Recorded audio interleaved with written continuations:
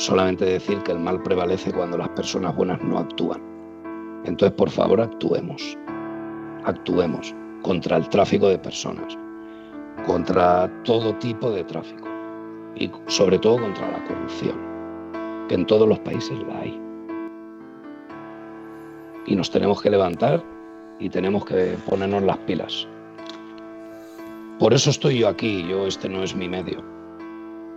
Pero me veo en la obligación de, por lo menos si he concienciado a 2 personas de que viajen en vez de... Tenemos que ser conscientes en el mundo que vivimos. Y el mundo que vivimos no es de color de rosas. Suena atópico, pero es verdad. Hay gente que mata a gente por diversión. Lo emiten en la red oscura. Pagas una cuota. Puedes ver asesinatos en directo. Puedes asesinar. El 5 de agosto nos despertábamos con la noticia de que un hombre español había confesado haber matado a un ciudadano colombiano en la isla turística de Koh Phangan en el sur de Tailandia. La policía ese sábado de agosto comunicaba que las partes del cuerpo, incluido caderas y muslos, habían sido descubiertas el jueves en un vertedero de la isla de Phangan y que según la policía ya en esas primeras noticias decían que pertenecían a un cirujano plástico colombiano de 44 años llamado Edwin Arrieta Arteaga. Daniel Jerónimo Sancho Bronchalo, de 29 años, había llegado a Tailandia el 31 de julio como turista, pero este había admitido el crimen como había declarado el jefe de la policía de Koh Phangan, Panya Nirati Manon, quien había añadido que la investigación continuaba y salía en todas las noticias y salía en todos los medios de Tailandia que el sospechoso de ese crimen trabajaba como chef y era hijo del famoso actor Rodolfo Sancho. Un recolector de basura había descubierto ese mismo jueves una pelvis seccionada e intestinos humanos escondidos en una bolsa de fertilizantes arrojada a un vertedero de la turística isla. Esto propiciaba que la policía comenzara a investigar un posible crimen. Este crimen ocurrió en la isla de Koh Phangan, situada en el Golfo de Tailandia y muy apreciada por sus playas de arena blanca y que atrae a miles de turistas por sus famosas fiestas de la luna llena. La cosa es que el caso abrió una brecha gigante entre distintos pensamientos de diversos países del mundo. Mientras que unos se quedaban con las primeras noticias del caso, otros muchos llegaban a indagar en lo más profundo de Tailandia y de sus islas. Desde el primer momento prácticamente nadie dudó de la culpabilidad de Daniel, pero cuantos más datos se fueron aportando a la causa, parece que se empezó a dudar más y más. Hasta el momento se desconoce el motivo del crimen, aunque se aportaron muchos y muy diferentes entre sí. Que si era por dinero, que si la Politai decía que era por amor, la supuesta versión de Daniel, un negocio fallido. Se hablaba también de unas supuestas amenazas y coacción. Aunque hay mucha gente que ha teorizado con otros motivos diferentes y ha aportado otras teorías diferentes al caso. Se habló de mafias, de una desaparición voluntaria, de una emboscada al presunto victimario, y otra de muchas teorías es el tema de si había tanto dinero que alguien lo podría saber. ¿Dónde están las maletas?, preguntaba el Círculo de Arrieta. Hay personas que piensan que por ahí podrían ir los tiros, aunque por el momento todo son especulaciones, hasta de los mismos que declaran culpable a Daniel sin un informe de autopsia ni un cotejo de ADN de la supuesta víctima con sus familiares, pues así sigue siendo todo mera especulación. Vamos a adentrarnos a varios crímenes de Tailandia y ver qué posibles parentescos entre las actuaciones existentes entre esos casos y cómo se desarrollaron las especulaciones en torno a los mismos podemos sacar para el mediático caso.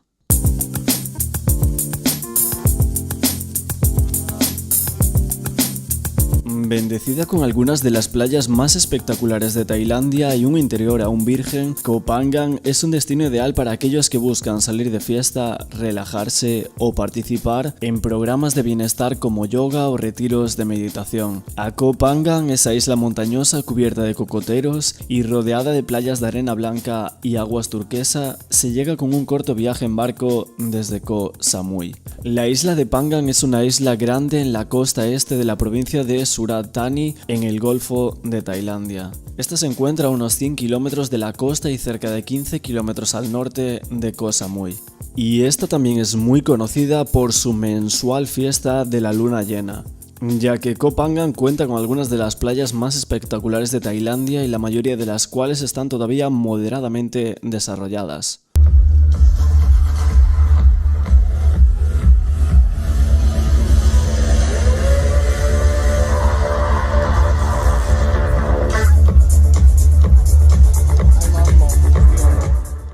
el chef español Daniel Sancho llegó el lunes 31 de julio a la isla de Koh Phangan.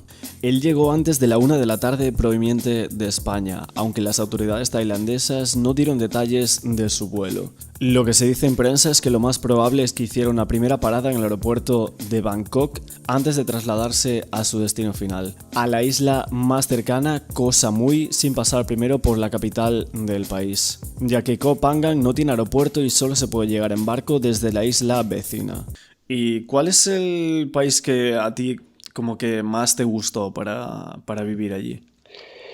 Pues va a sonar un poquito a cachondeo, pero a mí de los que más me gusta es Tailandia, ¿En sin ninguna serio? duda. Sí, sí. Es un paraíso.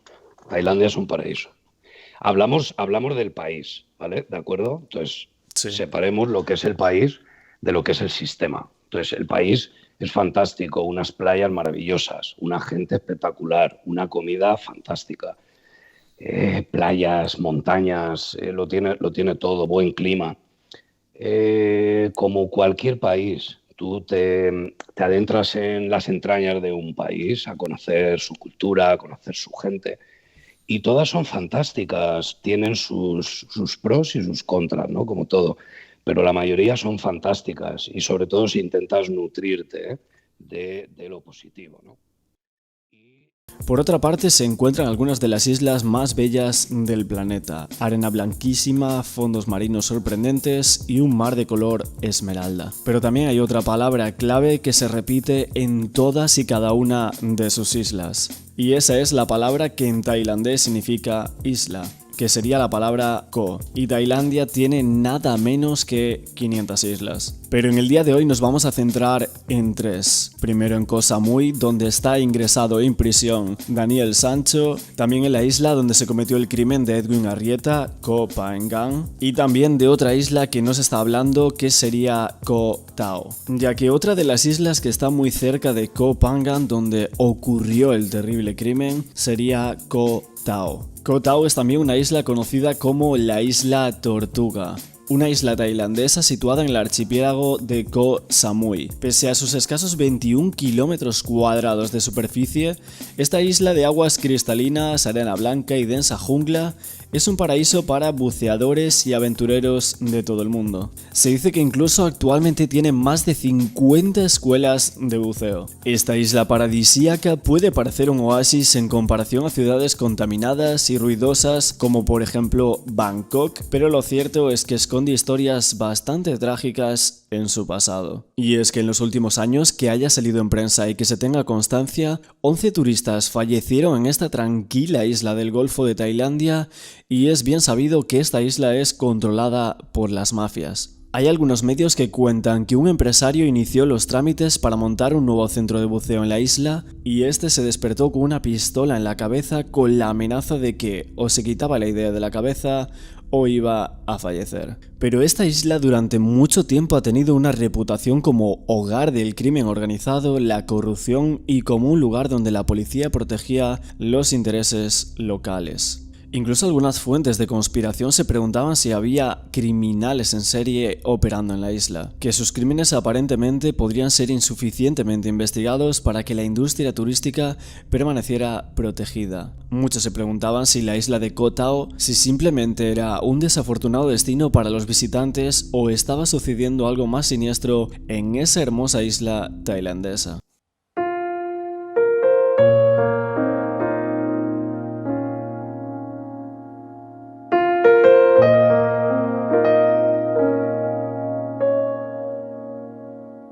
El caso más conocido es el de Hannah y el de David, pero también hay otros.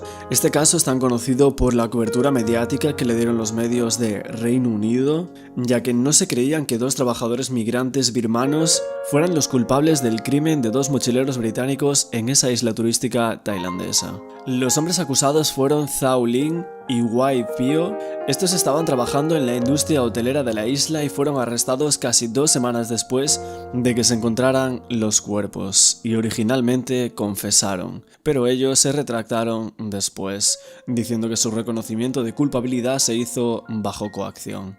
El equipo de la defensa argumentó que la investigación policial fue defectuosa debido al presunto mal manejo de las pruebas forenses, el abuso de los sospechosos y la intimidación de los testigos.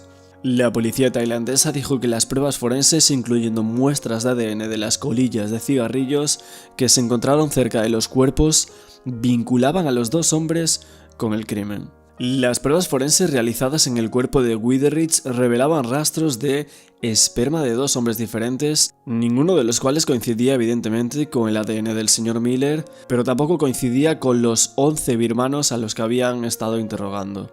Al inicio del caso, cuando se empezó a hacer un poco mediático, los corresponsales de la BBC en el sudeste asiático habían dicho que la policía admitía que realmente ya no sabían por dónde buscar. Habían dicho que los investigadores tuvieron varios problemas, incluido que la escena del crimen no estaba sellada y que no se impidió a la gente salir de Koh Tao después de los crímenes. Incluso se hizo una famosa rueda de prensa, como en el caso Daniel Sancho, y los corresponsales de los medios del Reino Unido dijeron que en realidad parecía que no habían hecho mucho progreso con el caso. Varios periodistas británicos que vivían en Bangkok dijeron que la investigación de ese caso parecía haber seguido un mismo patrón que otros crímenes anteriores de británicos en Tailandia, como por ejemplo el crimen sin resolver de Kirsty Jones en el año 2000.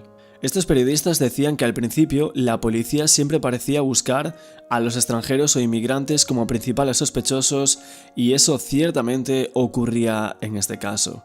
Debido a la preocupación de que los crímenes pudieran afectar al turismo extranjero en Tailandia, las autoridades nacionales intentaron acelerar la investigación de los crímenes y la policía estaba bajo presión para producir resultados rápidamente, lo que afectó la forma en la que llevaron a cabo la investigación. La policía inicialmente especuló sobre quién podría ser el culpable, alegando que varios individuos perpetraron el crimen sin pruebas claras. Varios portavoces decían al inicio: los tailandeses nunca harían eso.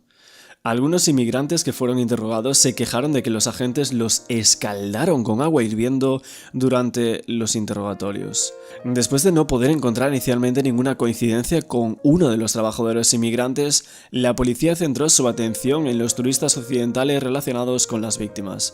Destacaron a un turista británico que había compartido habitación con Miller como sospechoso, calificándolo de crimen pasional, y se hicieron pruebas masivas de ADN a muchos trabajadores inmigrantes. Varias semanas después de que se encontraran los cuerpos, la policía entró en la casa de Zhao Lin, y este fue arrestado y su ropa y su motocicleta fueron confiscadas como prueba. Y después se creía que el segundo hombre, Wai Pio, había abandonado la isla en barco la noche anterior. Lo encontraron escondido en el barco más tarde, el 2 de octubre, y ambos hombres eran trabajadores inmigrantes ilegales de 22 años de Myanmar. Estos trabajaban en la industria hotelera y no tenían antecedentes penales. Durante un interrogatorio que duró horas, durante el cual la policía utilizó a vendedores de comida birmanos como intérpretes porque la pareja no sabía hablar tailandés, estos sospechosos confesaron los crímenes. Afirmaron que los impulsó el deseo de violar a la víctima tras la excitación sex cuando vieron a la pareja besándose en la playa. La policía dijo que el ADN de los sospechosos coincidía con una muestra de esperma tomada del cuerpo de Widerich. Los primeros informes policiales dijeron que el teléfono móvil de Miller también fue encontrado en la casa de Zhao Lin, aunque los medios habían informado anteriormente que el teléfono había sido entregado a la policía por un amigo de la víctima. En el juicio, la fiscalía dijo que el teléfono fue encontrado destrozado en la casa de un amigo de Zhao Lin. Y luego la policía obligó a los sospechosos a recrear el crimen frente a los medios de comunicación, una medida condenada por los expertos legales por perjudicar un juicio justo. Esto nos lleva ahora también al caso Daniel Sancho, que ha salido la reconstrucción del crimen de Edwin Arrieta por Daniel Sancho. Esto ha salido en el medio Antena 3 de España, en el programa Y ahora son soles. Hemos visto cómo Daniel Sancho reconstruye cómo fue el crimen, y la defensa de Daniel Sancho con el abogado Marcos García Montes están diciendo que esa sería una reconstrucción nula, y que es increíble que a un mes de que haya salido a los medios ese caso, que ya haya una reconstrucción en los medios de todo el mundo. Siguiendo con el caso de los birmanos, Zhao Lin y Wai Pio se retractaron de sus declaraciones tras la visita de un abogado consular de Myanmar y dijeron que habían hecho sus declaraciones bajo coacción. Esto después de que supuestamente los hubieran golpeado, dejados desnudos en una habitación helada y amenazados con electrocución y ejecución extrajudicial. La Comisión Nacional de Derechos Humanos de Tailandia intentó investigar las acusaciones, pero los representantes de la policía no se presentaron a 4 reuniones programadas. A un equipo de defensa de Bangkok compuesto por casi 20 abogados solo se le permitió media hora para reunirse con los hombres y un juez del Tribunal Provincial de Koh Samui denegó la solicitud de la defensa de retrasar la audiencia y conceder más tiempo para la preparación. Se produjo un informe policial de 900 páginas para guiar el caso de la fiscalía, pero a la defensa no se le permitió ver el informe hasta que comenzó el juicio. Displaying little emotion as they stood on the Koh Tao beach, 2 Myanmar suspects who've allegedly admitted to murdering British tourists Hannah Witheridge and David Miller can be seen giving officers detailed information of their movements while actors replayed the events. On Friday, the Burmese suspects, identified as 21-year-olds Tae Win and Zhao, were escorted by police officers and wore safety vests and helmets in case of lynching by onlookers on the island. En diciembre del año 2014, cada uno de los sospechosos fue acusado de 5 cargos: crimen premeditado, crimen para ocultar un delito, viol, entrada ilegal a Tailandia y permanencia en el país sin permiso. Incluso YPO también fue acusado de robar el teléfono de Miller. No sé si tú conoces el caso de Hannah Witheridge y David Miller, que fue un caso que nosotros comentamos por aquí, que sucedió en una de esas 3 islas, en Koh Tao, y fue un caso que se metió muchísimo. Las asociaciones, Naciones Unidas, todo el Reino Unido estaba volcado con ese caso, y que prácticamente nadie se creía que esos 2 birmanos habían acabado con la vida de esos 2 chicos. No sé si tú sabes un poco sobre este caso y si crees que realmente esos 2 condenados a muerte fueron realmente los culpables de ese crimen. Yo solo me guío por una cosa: solamente tienes que verle las caras a esos chavales. La cara es el espejo del alma.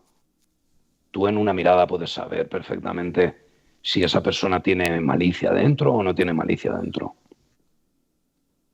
Entonces, son cabezas de turco, porque necesitan poner un nombre y un apellido y una cara para calmar a Naciones Unidas, para calmar a la embajada de Inglaterra en este caso, ¿no?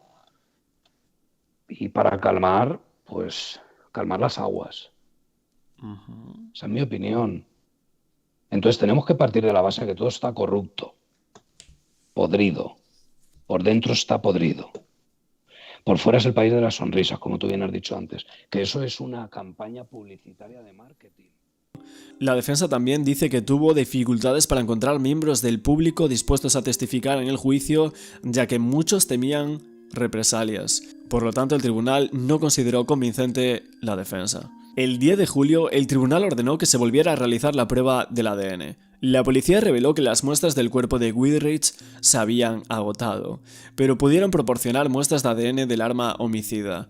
El director del Instituto Central de Ciencias Forenses del país descubría que el ADN de la azada no coincidía con el de los acusados. También una científica forense australiana presentada por la defensa afirmaba que el cronograma de la extracción de ADN era muy dudoso. Un análisis rápido de muestras de ADN se había realizado en menos de 12 horas, lo cual según ella era muy inusual porque extraer ADN de muestras mixtas era difícil y requería bastante tiempo. El 24 de diciembre del año 2015, Zhao Lin y YPO fueron declarados culpables de cometer el crimen de Witheridge y Miller por los 3 jueces y condenados a pena capital.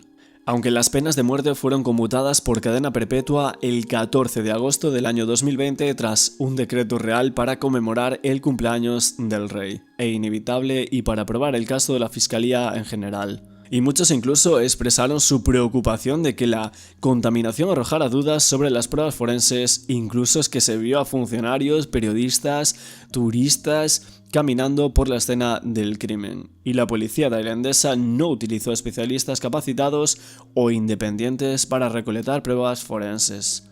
Es que un científico forense tailandés testificó en el juicio que la escena del crimen estaba muy mal gestionada. Otra abogada defensora británica dijo que el juicio fue demasiado apresurado e injusto para la defensa.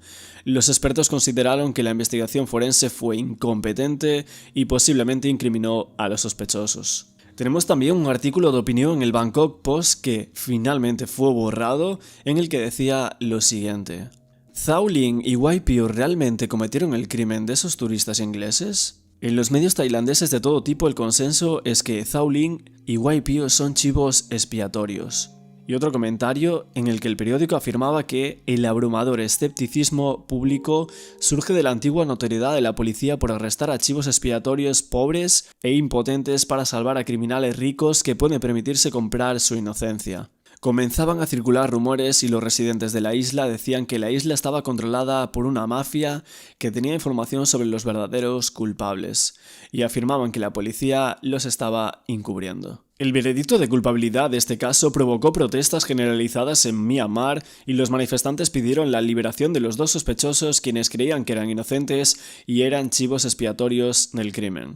Las protestas enojaron al primer ministro de Tailandia, quien creía que las manifestaciones eran un complot para dañar al gobierno. Incluso tenemos también que el grupo de hackers Anonymous publicaba un vídeo el 3 de enero del año 2016 criticando ese veredicto. Los sistemas policiales y judiciales fueron pirateados o desconectados en los días siguientes, y se publicó también un alijo de información personal obtenida de los servidores del tribunal. Para las organizaciones que defienden a los inmigrantes, este caso refleja una tendencia que tiene la justicia tailandesa a culpar a trabajadores de países más pobres de la región por los crímenes ocurridos. Estos expertos sostienen también que el sistema judicial del país es corrupto y está a merced de las presiones de otros poderes. En casos como el que vimos de los mochileros británicos David Miller y Hannah Witheridge, las fuerzas de seguridad intentan buscar a culpables no tailandeses, y se trata de culpar a las mafias internacionales y así nunca dañar el turismo. Y es que ese caso se lleva la palma, porque en la sentencia de ese crimen contra la pareja británica, ese caso tan mediático en Reino Unido, se condenó a muerte a esos dos trabajadores birmanos sin pruebas concluyentes. En cuanto al caso Sancho, la gente empezó a teorizar que el crimen de Arrieta sería una cosa similar al caso de los birmanos. Lo que pasa aquí es que Koh Tao y en Koh Phangan, islas vecinas, se dice que hay muchas mafias operando en la zona, y que estas mismas son dueñas de toda la industria hotelera. Que Tailandia está regulado por mafias locales desde los bares, las tiendas de motos, los hostales, etc. Y que muy tristemente son conocidos por estafas, especialmente en Pattaya, Phuket o por ejemplo Koh Phangan y Koh Tao. Una persona que vivió en la zona y que está investigando este caso decía lo siguiente: yo conozco muy bien cómo es Tailandia y cómo funcionan allí las cosas, ya que en primera persona me ha tocado presenciar ver a varios turistas cómo les han metido en problemas esas mafias locales. Desde el primer momento en el caso Sancho barajé dos posibilidades: u homicidio voluntario o mafias locales que se lo cargaron tras una transacción de narcos, y conociendo cómo conozco Tailandia me decanto por esta última. Este investigador decía que en la zona costera de Tailandia, especialmente en Pattaya, que nos vamos a quedar con esta zona, en Phuket y también las tres famosas islas, Koh Tao, Koh Samui y Koh Phangan, están gobernadas por mafias locales que usan mulas de distintos países, principalmente con sustancias de un país concreto de Latinoamérica. Y es que muchos investigadores hablan de corrupción policial y casos de homicidios a extranjeros por mafias locales, inculpando a otros extranjeros para lavar la imagen del país. Estos investigadores dicen que en estos lugares hay muchas mafias, pero eso sí, que presuntamente la mayor mafia que hay es la policía.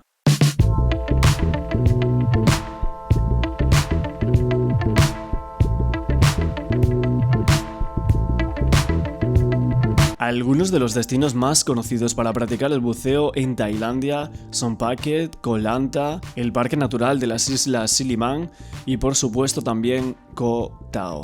Dicen que Tailandia acoge una inmensa biodiversidad bajo sus aguas, que sería un delito marcharse de Tailandia sin sumergirse en sus arrecifes de coral plagados de peces tropicales, tiburones, grandes mantas rayas, peces coloridos, etc.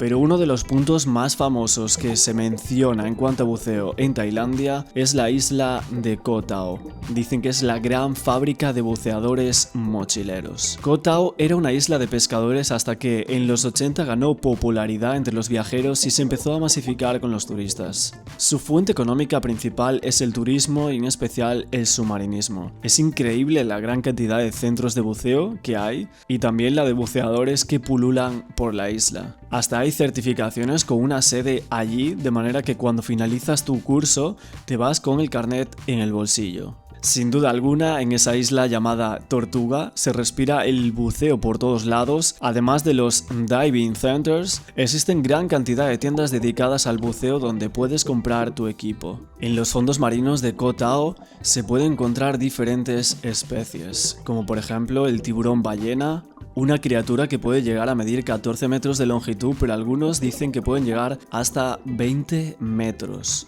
También podemos encontrar tortugas de mar, rayas con puntos azules, el pez caja amarillo, te puedes encontrar también el pez murciélago o, por ejemplo, el scribble fish. Y otras especies que buceadores que vienen de todo el mundo desearían ver cuando hacen su práctica de buceo en la isla.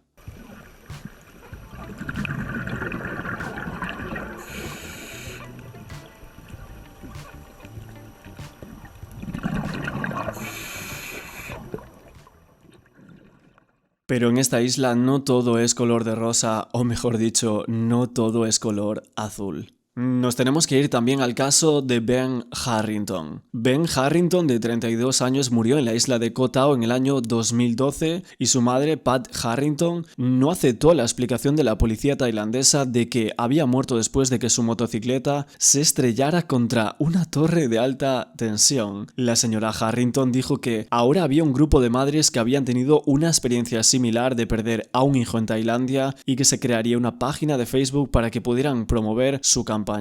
Dijo que había pasado años luchando por obtener información de las autoridades tailandesas sobre la muerte de su hijo, incluso presentando solicitudes de libertad de información al Ministerio de Asuntos Exteriores. La señora Harrington dijo que sospechaba muchísimo de la explicación de las autoridades tailandesas y que también tuvo que luchar bastante para evitar que su cuerpo fuera incinerado rápidamente. Día 6 de marzo de 2018, en Londres, Reino Unido, Pat Harrington, madre de Ben Harrington, quien murió a la edad de 32 años en Koh Tao, presentaba una petición en Downing Street pidiendo que británicos muertos en Tailandia fueran investigados junto con sus partidarios, una petición que afirmaba que 95 de 562 muertes entre 2008 y 2017 eran británicos y que el 83,33% eran varones. Incluso se decía en la petición que 106 habían sido reportados como accidente de tráfico,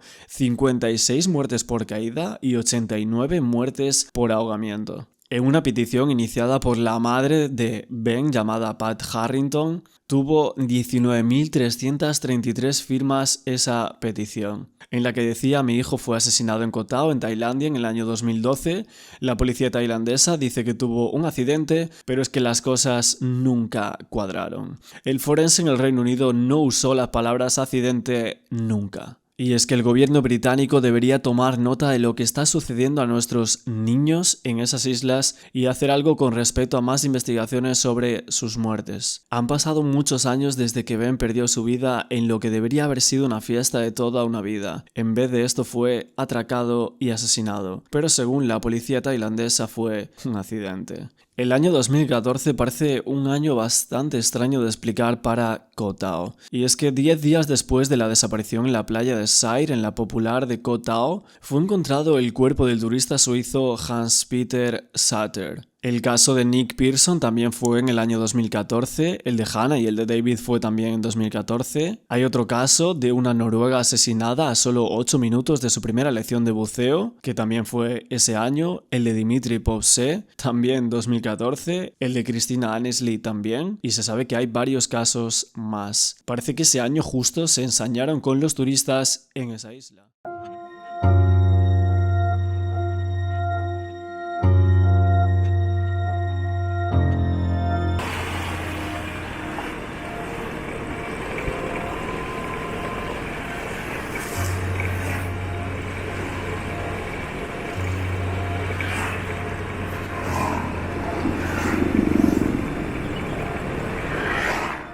Pero la cosa es que no solo en Koh Tao hay crímenes, hay personas que han vivido en la isla de Koh Phangan que dicen que allí también se cuece algo similar a Koh Tao, pero que las noticias de muchos de esos casos están desaparecidas. Bienvenido de nuevo a la isla de la locura y a su creciente locura y trastorno cada día con la fiesta de la luna llena. Si lees todas esas fascinantes revistas isleñas de vez en cuando, eventualmente podrías empezar a creer que realmente encontraste una especie de paraíso aquí en el planeta Tierra, escondido en el Golfo de Tailandia en una pequeña isla llamada Koh Phangan. Una persona llamada Becky, de Alemania, dice que después de 20 años de vivir en Alemania, se trasladó a vivir a la isla de la locura. Ella decía que Phangan también era un lugar muy especial en lo que respecta a crímenes, a cadáveres y restos de cuerpos. Ella recordaba que después de varios años de estar viviendo en Phangan, decía que existía una densidad muy alta de humanos masacrando a otros, y que recientemente habían tenido el caso de un turista israelí acribillado en la playa de Hat Ring por un joven tailandés local cuyo padre resultaba ser un alto político local. Esta persona se preguntaba una cosa: ¿alguien escuchó alguna vez algo sobre ese joven tailandés que mató a esa turista israelí? ¿Alguna vez fue llevado ante el tribunal? ¿Fue finalmente sentenciado, castigado o condenado? La respuesta parece clara. Luego, de vez en cuando, también aparecieron otros cadáveres birmanos en la orilla de la playa de Hat Yao o quizás también en la playa de Thong Nai Pang, cerca del Panbiman, que era el hotel que había reservado supuestamente Edwin Arrieta.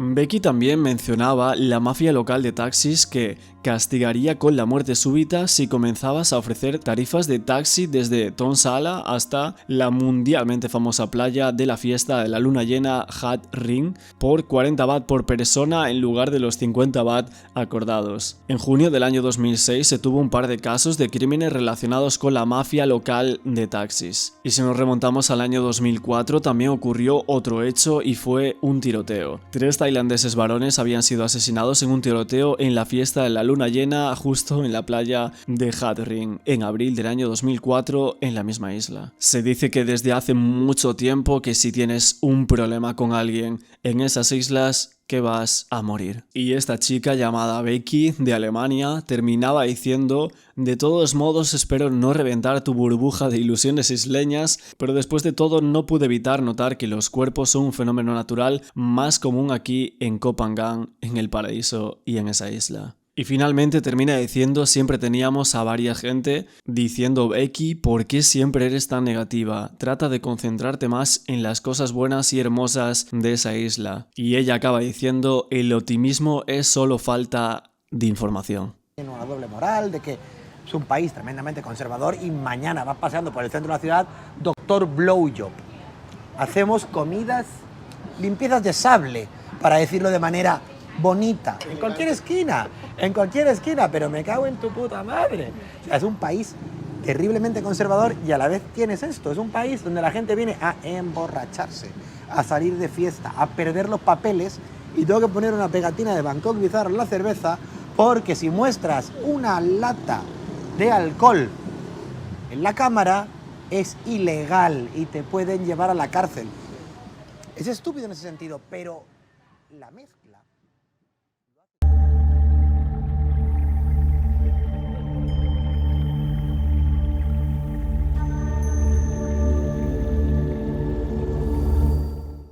También yéndonos un poco más adelante en el tiempo, a unas semanas antes del crimen de Edwin Arrieta, salía la noticia de que detenían a 2 alemanes por el crimen del empresario que aparecía en un congelador en Tailandia.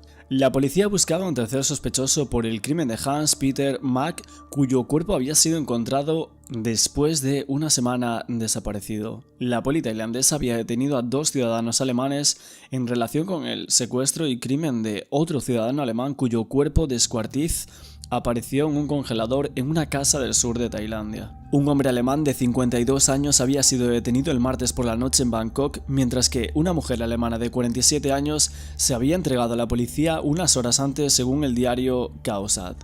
El cuerpo de Hans-Peter Mack, que es empresario de 62 años, se encontró el lunes por la noche en un arcón congelador en casa de Nong Prue, una zona lujosa popular entre extranjeros al norte de Pattaya. Y lo poco que se sabe más de este caso es que una gran cantidad de dinero había desaparecido de la cuenta de Hans-Peter Mack, según la policía, y que creía que el movimiento de esos fondos estaba relacionado con el crimen. La investigación del caso del empresario alemán, como no, la llevó el famoso Big Joke. Y posteriormente la familia de Hans-Peter Mack, el empresario alemán, felicitaba a la policía tailandesa por la increíble velocidad en la resolución del caso. Este subjefe de la Policía Nacional de Tailandia, Surachate Hatparn, revelaba a los medios tailandeses el sábado 15 de julio de 2023 que la familia de Hans lo había contactado recientemente para consultar sobre los arreglos del funeral de la víctima. Y con respecto al progreso de la investigación, Surachate en esa rueda de prensa revelaba que 5 sospechosos habían sido arrestados o detenidos y 4 de ellos aún negaban su participación. El propietario de la casa donde se había encontrado el cuerpo de Mack también había cooperado en la investigación. Y todavía se creía que el principal sospechoso y presunto cabecilla era el señor Olaf, de 52 años, de Alemania. Esta persona incluso fue acusada de homicidio premeditado y que podría enfrentarse a la pena capital. Después había otro sospechoso llamado Udin, de 27 años, de nacionalidad tailandesa pakistaní, que cooperaba mucho con la policía tailandesa y afirmaba que Olaf amenazaba con asesinar a sus padres y secuestrar a su esposa y hermana si no ayudaba con los planes de deshacerse del cuerpo. And that he will only answer questions with proper legal representation. He was reportedly awaiting his personal lawyer of choice to arrive before speaking with anyone. คือจากการตรวจที่เกิดเหตุในการทำงานเนี่ยเราจะต้องว่าตามพยานหลักฐานนะครับเพราะฉะนั้นวันนี้เนี่ยเราใช้นิติวิทยาศาสตร์ En un principio, Big Joe sospechó que el móvil del crimen era el afán de dinero de la víctima, pero sin embargo la policía estaba ampliando una investigación para encontrar otros posibles motivos. Este dijo que en cuanto a la víctima no se habían encontrado pruebas que sugirieran su participación en actividades comerciales ilegales, y además no hubo registros de conflictos o disputas dentro de su familia o del círculo cercano. Big Joke agregaba que se estaba investigando un reclamo de que los sospechosos se habían estado quedando en Tailandia usando indebidamente visas de jubilación. Hace unos años salía la noticia de que una mujer tailandesa decía que se había escapado por poco de la sustracción de órganos en Camboya. Y es que una mujer tailandesa alegaba que recolectores de órganos en Camboya le habían sacado sangre y estaban a punto de abrirla cuando fue rescatada. La policía estaba advirtiendo a los tailandeses que no aceptaran trabajos en el extranjero, ya que no solo podrían verse envueltos, sino también podrían verse envueltos en una operación ilegal de estafa o de tráfico. Y es que el subcomisionado de la Policía Real Tailandesa, Surachate Hakparn, o mejor conocido como Big Joke, contaba a los medios tailandeses la historia que la mujer había contado. Y dijo que primero la trajeron a Camboya para trabajar ilegalmente en un centro de llamadas operado por China, y cuando llegó al país le dijeron que trabajara en el centro y ella se negó. Lo que pasa es que ella decía que había sido agredida, detenida y abandonada. La historia prácticamente de película que dice que la mujer logró escapar y alquilar un vehículo para llegar a un pueblo en la frontera entre Tailandia y Camboya. La mujer después de eso se despertó en la ciudad de la que había escapado y en un momento dado pudo ponerse en contacto con otra mujer tailandesa y así pedirle ayuda. Desde que se puso en contacto con esa mujer, quien luego alertó a las autoridades, la mujer fue encontrada rastreando la señal de su teléfono y los medios tailandeses no entraron en detalles sobre dónde exactamente fue encontrada la mujer o si la policía camboyana realizó algún arresto. Pero lo que más se dijo aquí es que la iban a abrir para extraer sus órganos cuando fue rescatada. Ella dice que fue llevada a un hospital para recibir tratamiento hasta que recuperó sus fuerzas. Big Joe dijo en aquel momento que la policía había revisado varios grupos y había descubierto que era una banda china de tráfico de órganos que perseguía a ciertas víctimas para obtener partes como riñones, hígados, etc. en el mercado negro. Incluso curioso es que esta mujer formaba parte de un grupo de 8 tailandeses que habían sido rescatados después de ser atraídos a trabajar a Camboya. Surachate-Harparn, Big Joe de la policía tailandesa, confirmaba que Arella, esa mujer, había inventado toda la historia porque quería apoyo urgente para regresar a Tailandia. Decían que era un falso testimonio y que había afectado entre las buenas relaciones entre el país de Camboya y el reino de Tailandia. Eso afirmaba el general de policía. Decían que las mentiras de Arella no solo habían sido una ofensa grave, sino que habían afectado al honor y la dignidad tanto del pueblo camboyano como de los funcionarios que habían trabajado juntos en el caso de ambas partes. Tenemos que hablar aquí en esta parte del tráfico ilegal de órganos, y es que la OMS calculaba en el año 2017 que entre el 5% y el 10% de los trasplantes en el mundo eran objeto de alguna comercialización. Ese mundial negocio dicen que tiene su foco principal en los países de Turquía, Filipinas, Pakistán, India y también Tailandia. Otros estudios del año 2017 sobre crimen organizado aseguran que el negocio de los trasplantes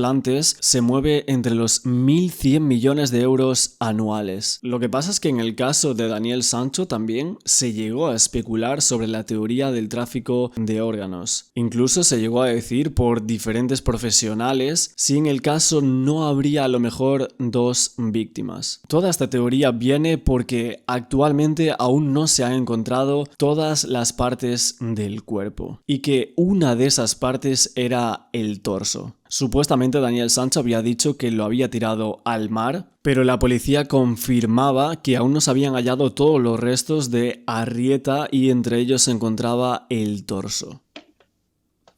Claro, pero el tráfico de órganos, que es algo que también se mencionó en cuanto al caso de Daniel Sancho como una teoría, ¿no? O sea, tú, para el caso Sancho, ¿ves plausible la teoría esa de que pudiera haber 2 víctimas en relación a este caso? ¿Crees que eso puede llegar a ser plausible? 2 víctimas, también podrían ser 5, porque si las 2 personas del caso, eso ya son 2 personas. Y luego, ¿cuántas partes han encontrado? 5, pues ya son 7, a lo mejor 7 inocentes. Es que no lo sabes. ¿Cómo 7 inocentes? No te entiendo. Claro, si hay 5 partes, puede ser una parte de diferente persona. ¿Por qué encasillamos a que es de esa persona? Además, ¿dónde está la autopsia? ¿Dónde está el ADN? Tendrían que hacérselo a todas las partes. ¿Y dónde está el informe que especifica todo eso para demostrar que es esa persona? Primero, para garantizar que es esa persona. En este caso, Edwin, el colombiano, no sabemos si es esa persona. Uh-huh. Y a partir de ahí, pues ir entrelazando. Pero claro, desde luego lo primero que habría, sí, bueno, ya que has hablado del tema de Daniel Sancho, lo primero que habría que ir es a mirar las visas y las declaraciones en aduanas. A ver el asunto del dinero, lo primero. Y ver las visas, con qué visas has entrado. Si has entrado de turista, es de 2 meses. Si has entrado con una visa de 6 meses que he ido por ahí, no hay visa de 6 meses. Puede ser de 1 año.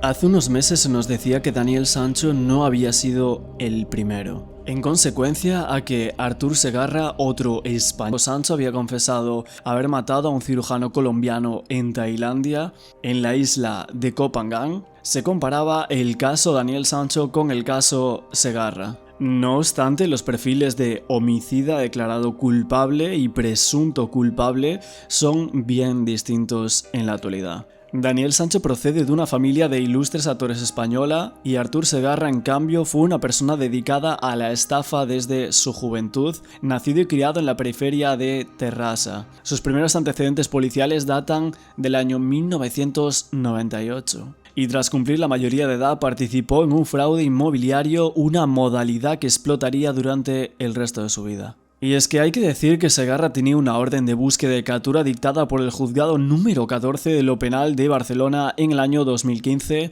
por ser uno de los cabecillas de la trama criminal desmantelada durante la denominada Operación Cocón. Se decía que Segarra era uno de los 3 cerebros de esa organización que engañaba a jubilados. Les compraban sus viviendas a cambio de una supuesta renta vitalicia, pero sin embargo los afectados recibían las 3-4 primeras cuotas y a partir de ahí el dinero no llegaba más y sus propiedades se esfumaban. Durante aquella etapa Artur Segarra se desempeñaba como falso comercial y utilizaba nombres falsos como Marcelo Martínez o Carles Perearnau, y los afectados se refieren a Segarra como una persona muy convincente con los ancianos y que se presentaba como el director de la empresa Gestió Vitalicia y se encargaba de engañar a las víctimas, todas ellas, como decimos, de avanzada edad.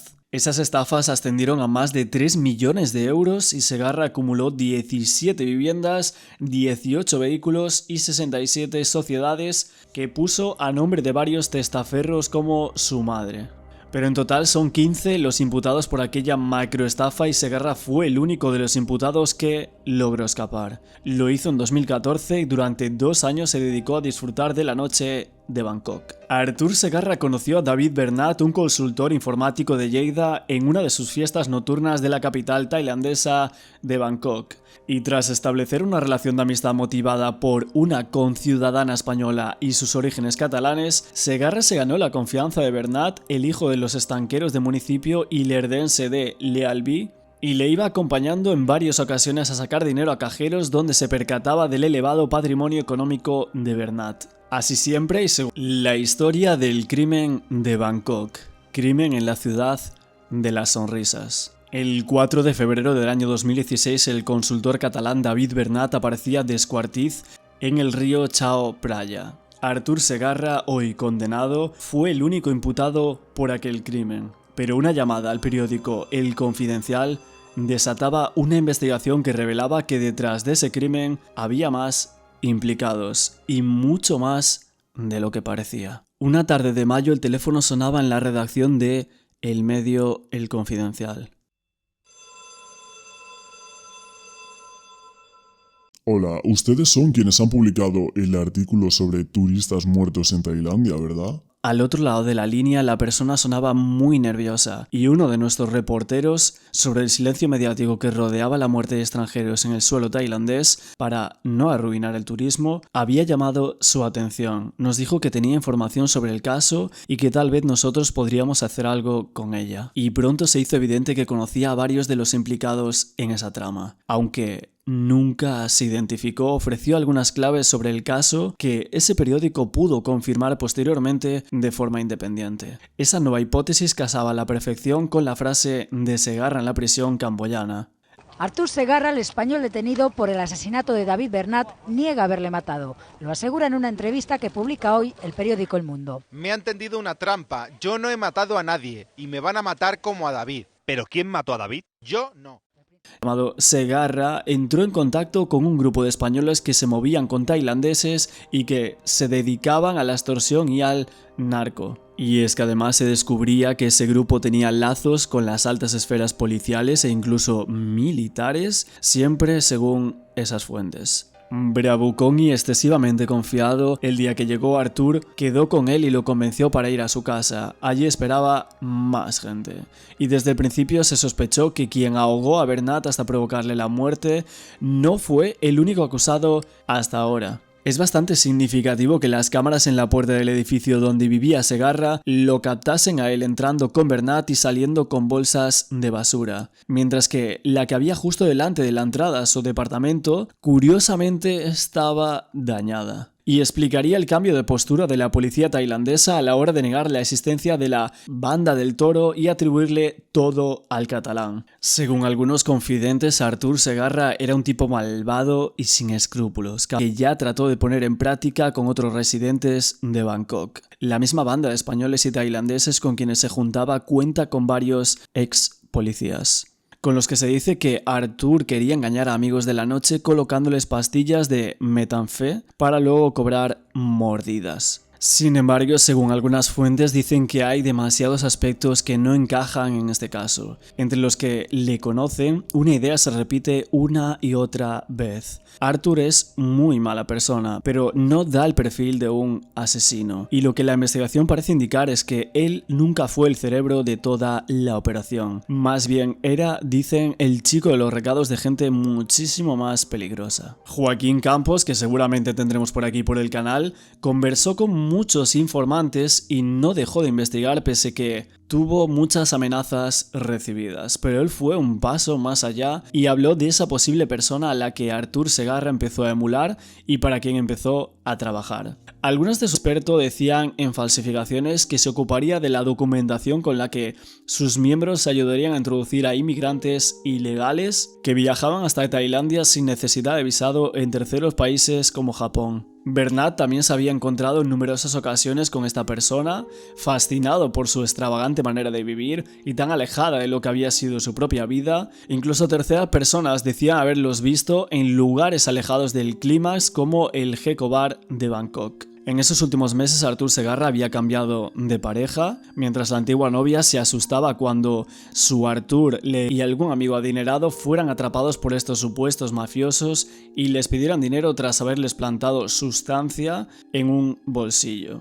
Pero con Bernat la cosa iba a ir mucho más allá. Siempre se dijo que Artur lo convenció para ir a su casa con la excusa de cualquier fiesta privada. Pero otras fuentes avisan de que la estrategia iba más allá. Que supuestamente fueron a casa de Segarra tras haberse visto con algunos falsos policías que, tras extorsionarles con un pequeño alijo, le reclamaron una transferencia de urgencia. Artur habría ofrecido a su víctima ir a su casa y hacer el envío desde su ordenador con las cuentas de Bernat, ya que él no tenía dinero. Pero algunas investigaciones creen que aquel catalán que usaba a Segarra para sus recados estaba esperando junto a un tailandés escondidos en el apartamento de Bernat. Fue él quien dirigió la tortura del consultor. Y hay indicios de que podía haber otro individuo más que hacía las veces de hacker, puesto que la operación informática había incluido un cifrado de datos que, aun siendo bastante chapucero como pronto, y que lo había descubierto la policía bastante pronto, estaba fuera del alcance de los demás implicados en la trama. En cuanto a los cabos sueltos, muchos se preguntan cómo puede alguien ser tan corto de miras ante un delito así como para transferir todo el dinero a sus cuentas corrientes sin pensar en las consecuencias. Hay quien achaca esa prepotencia y despreocupación al consumo de sustancias, pero alguien que comete un error así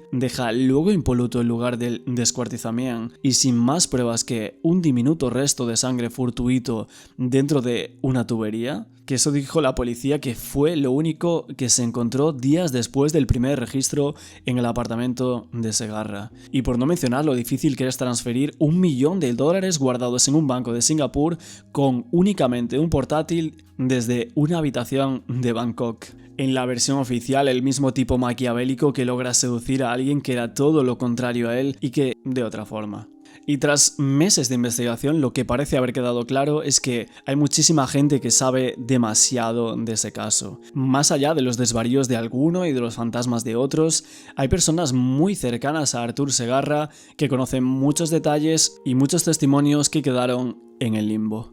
Varios expertos en el caso de Artur Segarra expresaron para distintos medios que, más allá del delito, no apreciaban muchas similitudes entre los casos de Sancho y de Segarra. Tanto Segarra como Bernat tenían arraigo en Bangkok, eran amigos, salían de fiesta, mantenían amistades comunes, cenaban en los mismos restaurantes, etc. Pero en el caso de Daniel Sancho, ni Daniel ni Edwin vivían en Tailandia, que el crimen podría haber ocurrido en cualquier parte del mundo. Tanto en el caso Segarra como en el de Sancho, presuntamente, hubo dinero de por medio.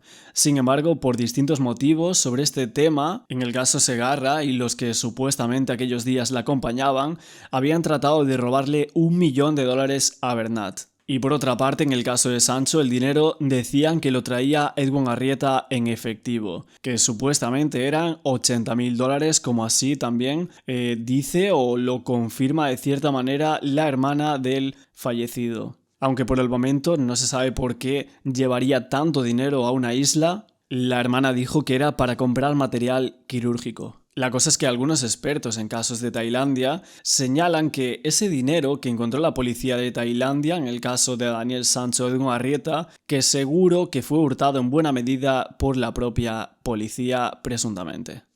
Claro, pero por ejemplo en el caso Segarra se hablaba de 1 millón, ¿no? 1 millón de dólares, que es una cantidad, una barbaridad, ¿no? Pero en este caso, desde un inicio, como que no se habló de una cantidad tan elevada de dinero que pudiera ser como el móvil del crimen. Por una cajetilla de tabacos han matado a personas. Imagínate, 20.000 euros es mucho dinero en Tailandia. Ya. Un salario medio son 250, 300 euros. Imagínate, hombre, si es que hasta para España es un gran dinero. Tú con 20.000 euros puedes hacer muchas cosas hoy en día. Y más con la situación que nos acontece internacionalmente. La luz arriba, el pan, todo. Si ya la tasa por respirar ya también nos la cobran. Uh-huh. Es mucho dinero. Y 100.000 es mucho dinero. Tú date cuenta, mira, un sicario en Tailandia. Puedes encontrar hasta por 500 euros para matar a una persona. Joder. 1.000, 1.500, 2.000. O sea, eso es lo que vale la vida de una persona en Tailandia. Y a lo mejor si tienes relación, te debe un favor, le das un poquito de meta, lo invitas 2 días a salir, a comer y a lo mejor hasta lo hace porque le caes bien. Vamos que... Entonces, son países. Es que si me dijeras otro país, pero es que son países carniceros. Aquí muchas historias se oyen que cuando a lo mejor el hombre se va con otra chica, llega la mujer y por la noche le corta sus partes. O sea, es que son carniceros. Y es que además siempre se sabe, Filipinas, Tailandia, Camboya, son cuchilleros. Hay teorías de la conspiración en el caso Daniel Sancho que señalan la presencia de sicarios. Incluso es que tenemos el mensaje que envió Daniel Sancho tras cometer el crimen. Mándame unos mercenarios. Y es que según varios medios españoles el chef hizo esa petición a un amigo justo antes de ingresar en la prisión de Koh Samui y que le privaran del teléfono. Un mes después de la muerte de Edgún Arrieta y con la investigación cerrada por parte de la policía tailandesa, según ellos, todavía se siguen conociendo más detalles escabrosos de los momentos posteriores a que presuntamente Daniel Sancho cometiera ese crimen en Tailandia.